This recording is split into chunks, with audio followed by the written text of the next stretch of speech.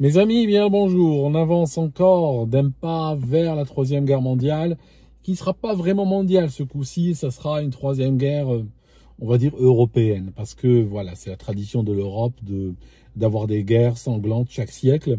Mais cette fois-ci, je pense que le monde a très bien compris. Il y a une Europe qui est très belliciste. Elle est belliciste envers la Russie, envers la Chine, envers les États-Unis, envers les BRICS, pratiquement envers tout le monde. Même nous en Algérie aujourd'hui, on commence à faire les frais de l'agressivité, j'ai pas envie de dire la France, de la Macronie en fait. C'est un pays qui cherche, on va dire, les emmerdes avec tout le monde, avec la planète entière. Comme l'a illustré assez amplement le discours de Macron ce soir.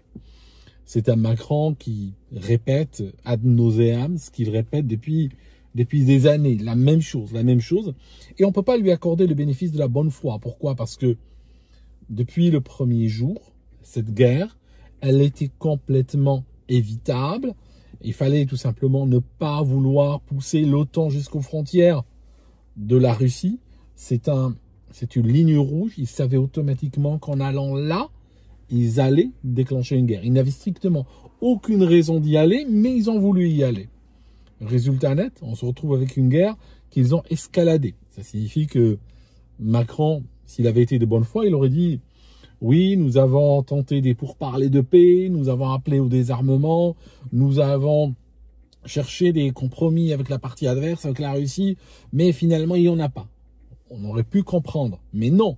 Dès le départ, dès le premier jour, il n'y a jamais eu de table ronde, il n'y a jamais eu de négociation, il n'y a jamais eu d'appel au désarmement. Au contraire, dès le départ, ils ont suivi la recette classique pour envenimer la situation. Déjà, l'Ukraine ne fait pas partie de l'Union européenne, ne fait pas partie de l'OTAN. C'est juste un pays qu'ils ont poussé, hein, vous savez, pour eux, slave contre slave. Hein, de toute façon, hein, c'est du chrétien qui tue du chrétien. Franchement, hein, c'est une pierre deux coups, quelque part. Ils ont trouvé un Zelensky qui avait été placé par les États-Unis, donc il est à leur contrôle. Donc à partir de là, c'est en train de s'accélérer. Alors, la guerre n'est pas faite pour être gagnée. C'est pas une guerre qui peut être gagnée. Tout simplement, quand on fait une guerre, on définit c'est quoi le but. C'est quoi le but? Quand tu te lances dans un combat, tu dois définir clairement, articuler, qu'est-ce que tu veux? Qu'est-ce que tu considères? Ça signifie aujourd'hui quelle est la situation qui fait que un pays comme la France ou un pays comme le Royaume-Uni considère que c'est bon, ils peuvent rentrer à la maison et arrêter, ils ont gagné. Clairement, ce qu'ils veulent, c'est démanteler la Russie. Ils considèrent qu'il n'y a rien de moins que démanteler la Russie qui sera pour eux considéré comme une victoire. Or, la Russie a un objet qu'on appelle la bombe atomique et elle a encore un autre objet qui est des missiles hypersoniques qu'elle peut envoyer à peu près où elle veut.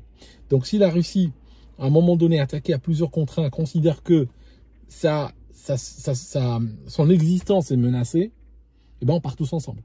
Il n'y aura ni Donbass, ni Ukraine, ni Paris, ni Londres, ni rien du tout. Tout le monde qui part ensemble. Vous voyez ce que je veux dire? Et c'est vers ça qu'ils sont en train de pousser. Mais encore une fois, ils ne sont pas en train de pousser vers cette guerre pour la gagner, ils sont en train de pousser vers cette guerre pour la perdre. Pourquoi? Parce que tout simplement, si vous regardez, on vit la même réalité en France, au Royaume-Uni, je n'arrête pas de dire France, Royaume-Uni, mais vous savez, nous vivons la même réalité. Nous sommes des pays, nous sommes en guerre contre qui? Nous sommes en guerre contre nos propres élites. En fait, c'est pas nous qui leur avons déclaré la guerre, c'est eux, c'est ces élites-là qui nous ont déclaré la guerre. Ils sont en train de détruire le pays. C'est pour ça que je vous ai dit, moi, au Royaume-Uni, je pars, il me reste quelques semaines, le temps de finaliser un certain nombre de documents, tout ça, je prends mes affaires, je pars. Et peut-être je reviendrai un jour visiter, peut-être jamais. Mais j'ai réalisé clairement que des élites aujourd'hui veulent la destruction de leur pays. Pourquoi? Moi, je ne suis pas dans leur tête. Mais ils veulent détruire leur pays. Donc, la guerre, ils ne la font pas pour la gagner. Ils la font pour la perdre. Pourquoi? Parce que dans le cadre de la destruction qui est en train de s'étaler depuis des décennies, s'il y a une guerre, ça accélérera les choses, tout simplement. Ça signifie, au lieu de mettre encore 20 ans pour atteindre leur objectif, ils peuvent l'atteindre beaucoup plus rapidement avec une guerre. Imaginons l'Europe dans la misère totale, les gens nus, dans le froid, dans la pluie, mangeant de la pitance envoyée par la Croix-Rouge ou par l'ONU ou autre, et sans aucune possibilité de réconfort, sans aucun espoir à l'horizon jusqu'à la fin des temps. Pourquoi? Parce qu'il faut savoir une chose, que l'Europe a profité de circonstances très particulières. Je parle notamment de la révolution industrielle. Et elle a profité d'un moment où il y avait encore de la place dans le monde. Aujourd'hui, honnêtement, ces pays sont tellement devenus insignifiants. La France, le Royaume-Uni sont tellement insignifiants aujourd'hui. C'est des pays qui produisent rien, mis à part du discours haineux, mis à part du wokisme qu'ils ont repris à leur compte, mis à part des discours creux et des grands principes formulés mais jamais suivis. C'est des pays qui ne produisent strictement plus rien. Ils sont dépassés sur tous les plans. Donc, si ces pays se détruisent aujourd'hui, il n'y a plus de possibilité de retour. Je vous ai dit, je vous avais donné un exemple. Par exemple, la France était à genoux en 1945, fin de la Deuxième Guerre mondiale. Oui, mais en même temps, si vous alliez à Singapour, hein, c'était des huttes asiatiques. Si vous alliez à Dubaï, c'était quoi? Dubaï, c'était un désert avec quelques chameaux, quelques bédouins qui se courent derrière. Okay. L'Arabie Saoudite, pareil. Quelques bédouins qui sont là, et puis rien du tout. La Chine, 1945, 1950, ils mouraient de faim par millions. La Chine, c'est la Somalie puissance 10. Ça veut dire que tous ces pays, même et l'Amérique latine, et tout, je peux en citer tout plein, mais vous m'avez compris. En 1945, l'Europe, même à genoux, pouvait encore revenir dans l'équation économique, dans l'équation mondiale. Aujourd'hui, ce n'est plus le cas. Aujourd'hui, l'Europe détruite, c'est une Europe qui sera terminée pour des générations. Il va falloir, je ne sais pas quoi encore dans le futur pour que cette Europe se relève. Ça sera réellement un tiers-monde, ça sera terminé. Et c'est ce qu'ils veulent. Pourquoi? Très dur à dire, il y a probablement du spirituel, il y a de l'argent, il y a des histoires d'argent, il y a beaucoup de choses. C'est très difficile à donner une raison qui fait que, voilà. Mais en tout cas, je pense aujourd'hui, avec le temps, qu'on a été injuste envers Biden. Parce que, oui, Biden, son administration a déclenché cette guerre, l'a envenimée, l'a armée, je veux bien. Sauf que Biden n'est plus là aujourd'hui. Biden n'est plus là, il est probablement dans un home quelque part, en train de manger de la soupe ou de la purée, comme ça, et puis il sait plus trop, ça fait des années qu'il n'est plus là. Mais il n'est plus à la Maison Blanche. Donc, qui anime cette guerre?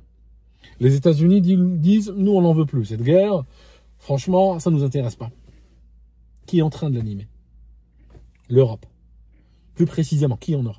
Mélanie a dit, moi ça ne m'intéresse pas vos histoires. Moi je vais m'éloigner. Les pays de l'Est, certains, bon, disent, bon, reste loin. On retrouve la France, le Royaume-Uni, vraiment en avant. Un petit peu l'Allemagne derrière, un petit peu mitigé, mais voilà. Mais réellement, le grand axe, c'est la France et le Royaume-Uni. Vous voyez, entre nous, il n'y a pas de quoi faire une troisième guerre mondiale avec ça. Mais il y a de quoi faire une guerre où ces pays peuvent morfler vraiment, vraiment en profondeur. Donc, c'est aussi l'occasion pour l'Union européenne de se définir comme, de reprendre une prérogative qui n'était pas à qui faisait pas partie, si vous voulez, de son catalogue, et se définir comme un super État. C'est-à-dire que l'Union européenne contrôle aujourd'hui, elle fait les lois des pays membres, la justice, sa justice est au-dessus de celle des pays membres, elle contrôle les frontières, elle contrôle la finance. Qu'est-ce qui lui reste? Il lui reste la défense. C'est l'occasion rêvée pour créer l'Europe de la défense. Ça signifie littéralement von der Leyen qui discute des contrats d'armement, qui les vend par SMS, hein, comme à la grande époque du Covid, et des pays qui renoncent maintenant aux dernières bribes, aux dernières miettes de souveraineté qu'il la donne à cette administration. Alors moi, je vais vous dire un truc. Vous savez, je ne suis pas là pour me faire des amis. Je vais vous dire un truc, peut-être ça ne va pas me faire des amis, mais je vais vous le dire assez clairement. Le Frexit aura lieu le jour où l'Union européenne s'effondrera. Il n'y aura pas de Frexit avant. Ça n'existe pas, ça. Regardez-nous avec le Brexit, on n'a pas de Brexit. On nous a menti. Hein, d'accord? Ok? Je suis au Royaume-Uni. Quand je vais aux États-Unis, les bouteilles ne sont pas accrochées. Hein, quand je vais en Afrique, les bouteilles ne sont pas accrochées. D'accord? C'est juste un détail, c'est un symbole, n'est-ce pas? Mais on se comprend. Les lois qui passent en Union européenne, on les a dans la semaine, dans la journée. On les a ici. Ok? Donc, ce qui se passe. Et regardez, Von der Leyen qui arrive ici, notre Premier ministre qui parle de nos partenaires européens, tout ça. On est aligné sur l'Union européenne à 100%. Il n'y a rien qui a changé, les choses ont même empiré. Donc j'aimerais vous dire que par rapport au Frexit, je pense que le gangrénage de l'Union européenne est tellement profond. Ça signifie l'Union européenne, quand elle arrive dans un pays, elle achète toute la caste politique. Elle achète tout le monde. Les gens sont achetés. Ils sont prêts à mourir, non pas pour la France, mais mourir pour l'Union européenne, parce que c'est l'Union européenne qui les nourrit.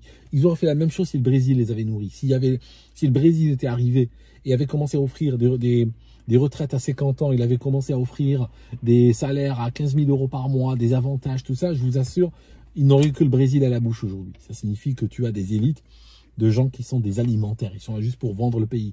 Les gens à grand principe, c'est fini. Regarde juste ton assemblée. Ton assemblée, à une époque, il y avait des grands noms dedans. Regarde le type d'intellectuels comme Malraux et autres qui étaient à l'Assemblée nationale. Aujourd'hui, tu as que des voyous, tu as des demeurés, tu as des crétins à l'Assemblée nationale. Ça te montre que c'est des gens qui sont juste là pour bouffer, vendre le pays, au revoir. Donc, par rapport à ceux qui pensent qu'il y aura un Frexit un jour, je ne pense pas qu'il y aura un Frexit un jour. Même s'il y avait un référendum, et même si tu votes pour, il n'y aura pas. Le référendum sera annulé, ou bien on te dira c'est bon, tu es en dehors de l'Union européenne, mais tu es encore dedans, et l'Union européenne te commande, etc. Juste oublie, c'est pas quelque chose qui va arriver un jour.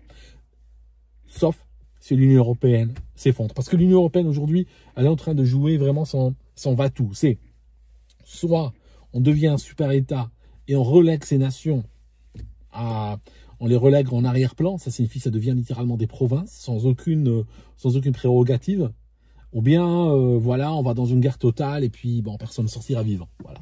Voire même les deux à la fois, hein. C'est pas les deux solutions, l'une n'exclut pas l'autre. Donc voilà mes amis, par rapport au Royaume-Uni, comme ils savent que de toute façon ils ont pillé les caisses, ça fait des années qu'ils sont dans un pillage, mais alors à une vitesse, je vous l'ai dit plusieurs fois, ici, il y a, regarde, juste pour que tu comprennes un petit peu ce que nous vivons. Là, si vous écoutez cette vidéo jusqu'ici, si tu vis en France ou en Suisse ou en Belgique ou autre, si tu perds ton travail, et beaucoup de gens sont en train de perdre leur travail aujourd'hui, beaucoup sont en train de perdre. Les compagnies licencient par milliers chaque jour, des charrettes entières partent. Eh bien, combien de temps tu es protégé? Combien de temps tu as par exemple ton salaire? Combien de temps tu vas recevoir ton salaire dans le cadre d'une allocation chômage? Beaucoup de pays en Europe reçoivent 70-80%. Les gens reçoivent jusqu'à 80% de leur salaire, des fois jusqu'à 2 ans et demi, 3 ans dans certains cas. Au Royaume-Uni, c'est zéro, ça n'existe pas. Okay, ça veut dire que, je te donne juste un exemple. Tu es en France, tu n'aimes pas l'école publique où va ton enfant parce que, par exemple, on va le harceler ou autre. Tu le mets dans une école privée, tu payes combien? Ok. Les écoles privées sont pas chères en France parce que l'État paye les profs, hein, ils sont salariés de l'État, même les profs du privé. L'État subventionne les écoles privées et il y a une raison pour ça, c'est que l'élève qui va à l'école privée, il va coûter moins cher parce qu'il n'est pas dans le public, donc il faut bien aider cette école, n'est-ce pas? Au Royaume-Uni, une école privée, c'est la dernière, tu prends la moins chère, on est en train de parler de 12, 13, 14 000 € par an, la moins chère. Okay, donc, ça signifie qu'au Royaume-Uni, si on veut vivre en tant que personne, en tant que famille, si on veut vivre, on doit avoir toujours un bas de laine. On doit toujours mettre de l'argent de côté pour nous préserver. S'il faut un médecin, il faut aller chez le privé, coûte très cher. Tu peux avoir un rayon X pour 350 €. Si ton enfant ne va pas à l'école, tu dois avoir de l'argent pour lui payer l'école privée. Si tu perds ton travail, tu dois pouvoir vivre jusqu'à ce que il y a zéro protection. Nous vivons à l'ère victorienne. Et en même temps, aujourd'hui, ce que l'État est en train de faire, avec un raid fiscal de niveau scandinave, il est en train de vider les comptes de tous les gens. On a 2 raids. On a le raid fiscal, la fiscalité. Et puis, on a aussi le raid par l'inflation. Une inflation explosive. Donc, que se passe-t-il? Sous cette conjonction, les gens sont fauchés. Ils sont complètement fauchés dans un contexte où ils n'ont aucune protection. Tu comprends? C'est pas que nous sommes dans un état-providence où tu es fauché, mais t'inquiète pas, l'État va te payer ton salaire, ou t'inquiète pas, tu auras toujours un médecin. Non. L'État ne te donne strictement rien, et en plus, il te dépouille du fruit de ton travail que tu voulais mettre de côté pour pouvoir tenir dans les temps difficiles. Ça, c'est la recette pour la révolution. Et en plus, tu n'as strictement aucun contrôle sur ce que tu veux. Donc, sur ce que tu veux qu'on fasse de ton argent, sur les choix qu'on veut faire de ton pays, sur l'immigration, sur les choix économiques, les choix sociaux, de l'implication de ton pays dans divers projets, tout ça, comme par exemple le net zéro, hein, n'est-ce pas? Aujourd'hui, le plus grand, l'Ukraine, on ne peut pas compter, c'est plus une terre sacrée, une terre sainte maintenant pour le Royaume-Uni. Franchement, on aurait pris la moitié du Royaume-Uni, l'État britannique serait en train de négocier, puis dire oui, voilà, c'est pas grave, on peut trouver un accord. Par contre, tu prends un centimètre carré de l'Ukraine, là, c'est pas possible. Ils sont prêts à se prendre une bombe atomique sur la figure pour ça. Tu réalises bien que c'est juste un prétexte. Tu réalises bien que c'est pas sérieux. Donc, ce qu'ils veulent, c'est déclencher une guerre. Comme ça permet de galvaniser la population, de la ressouder sur quelque chose d'externe. Dire voilà, si nous vivons dans la galère, dans la misère, c'est pas nous, c'est à cause de voilà, c'est à cause de l'Ukraine, c'est à cause de la Russie, tout ça. Ils ont besoin de ça et ça se voit, ils veulent ça parce l'économie est sur le point de s'effondrer. Vous voyez ce que je veux dire? Et regardez juste pour vous montrer un petit peu le type de discours. Le journal aujourd'hui, hein, britannique, Daily Express, et d'autres journaux écrivent exactement de la même manière. C'est Vance, le vice-président, décrit comme étant un clown. Un clown. Ça vous donne une idée du niveau de conversation. Hein. Ça veut dire que, alors que les pays européens, Royaume-Uni, France, sont à la veille peut-être d'être annihilés, de ne plus exister, que leur histoire s'arrête là pour l'éternité, eh bien, ils sont en train de traiter les autres de clowns, les traiter d'idiots. Ils sont même pas capables d'élaborer un discours où on a l'impression qu'il ne sort pas de la bouche d'un demeuré. Vous voyez? Il n'y a même pas un discours politique, pro ou pour ou contre. Non, tout le monde est un idiot, tout le monde est un crétin, tout le monde est un abruti. Voilà, c'est tout. Il n'y a rien d'autre. Les gens agissent comme ça parce que c'est des abrutis. Ils sont très choqués par l'action de Poutine d'ailleurs, hein, l'action de Vance, par l'action de Trump. Pourquoi? Parce que on n'a pas l'habitude en Europe, ça n'existe pas, c'est un concept qui n'existe pas, de voir des dirigeants agir pour l'intérêt de leur pays.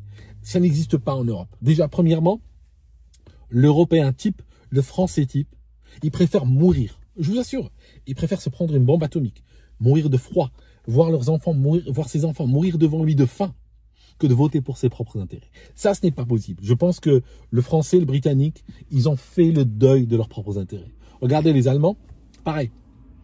Ils ont menacé de voter pour la AfD.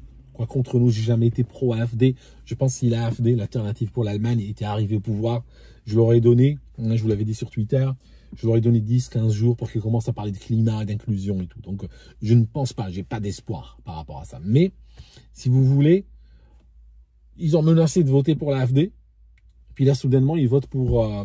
ils vont avoir un Premier ministre qui a passé 4 ans chez BlackRock. Hein. Hein, ils vont s'amuser, hein, ils vont se faire dépser eux aussi. Donc, voilà. Le fait est que aujourd'hui, on a besoin d'une guerre pour pouvoir justement galvaniser la population qui sont en train de crever dans le caniveau, mais qui comprennent que, bon, voilà, c'est pour la bonne cause, c'est pour ton pays, tout ça. Et puis... c'est juste la folie, c'est juste une folie, c'est une forme de folie, mais je vois ce qu'ils ont fait en 1939, je vois ce qu'ils ont fait en 1914, je comprends, je n'étais pas là-bas, mais aujourd'hui je vois un petit peu la mentalité, je vois comment ils ont escaladé les choses, je vois comment ils ont tout fait pour que les guerres se déclenchent. J'étais pas vivant à l'époque, bien entendu, n'est-ce pas? Mais je commence à avoir une idée un petit peu de ce qui a été fait. Je commence un petit peu à comprendre. Des millions de gens envoyés à leur mort pendant que des grandes fortunes étaient en train de se faire avec le sang des innocents. En tout cas, merci mes amis d'avoir regardé cette vidéo jusqu'ici. Franchement, je vous ai dit, je vais partir dans quelques semaines. Je commence à avoir des doutes. Je me demande si je ne devrais pas partir, pas dans quelques semaines, si je ne devrais pas partir là maintenant, quoi. Je pense que à la vitesse à laquelle c'est en train d'aller, je commence à avoir des doutes. Hein. Sincèrement, je commence à avoir des doutes. Je me demande s'il ne faut pas foutre le camp plus vite que ça. En tout cas, je vous tiens au courant. Merci d'avoir écouté cette vidéo et on se voit dans une prochaine.